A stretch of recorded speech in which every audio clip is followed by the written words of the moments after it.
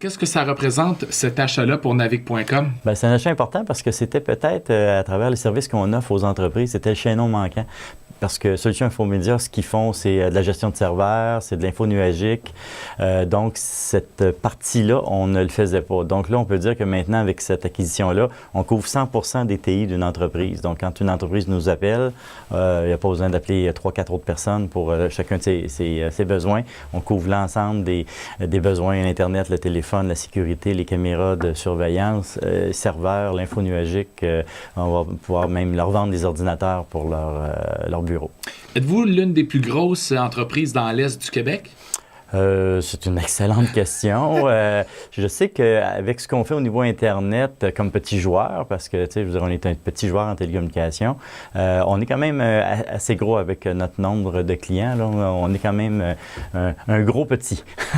On aime ça comme ça. Ouais. Et là, qu'est-ce que ça représente, l'achat pour les gens qui travaillent actuellement chez Solutions Infomédia? Bien, toute cette équipe-là va rester en poste et on va même ajouter éventuellement d'autres personnes parce qu'on a l'intention de sortir de la Gaspésie, de ne pas juste vendre ici en Gaspésie, mais de vendre aux entreprises à l'extérieur de la Gaspésie, aller vers du côté de Matane, de Rimouski. Donc, on va tranquillement s'en aller vers l'ouest. On va faire la conquête de l'ouest. Avec Navigue.com aussi? Avec Navigue et avec Solutions Infomédia, parce que là, il faut comprendre que les deux entités vont garder leur... Solutions Infomédia va garder sa marque de commerce, si on veut. OK, parfait. D'ailleurs, on nage vraiment dans les bonnes nouvelles chez Navigue.com.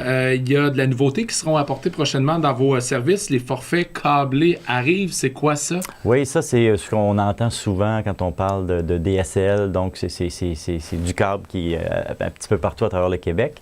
Donc, on a maintenant accès à ça. C'est le CRTC qui force un petit peu les gros télécommunicateurs à laisser passer les petits joueurs comme nous sur leur réseau.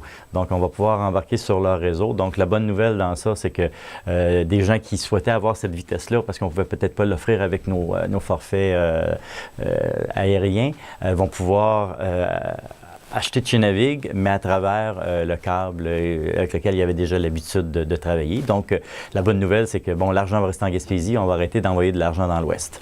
Et ça peut représenter combien, mettons, si vous êtes accepté là, par le CRTC en refus? Ah, ben c'est ça, c'est fait. Dès maintenant, on commence à faire ça. Ben, le revenu, on s'entend à brancher peut-être 1000 nouveaux clients là, cette année. Donc, c'est l'objectif qu'on a. Donc, à chaque année, on pourra en brancher de nouveaux. Parfait. Est-ce qu'il y a d'autres nouveautés qui s'en viennent chez Navigue.com? Bien, on attend toujours la subvention pour le brancher pour innover du gouvernement fédéral, pour brancher les régions, tout ça. Donc,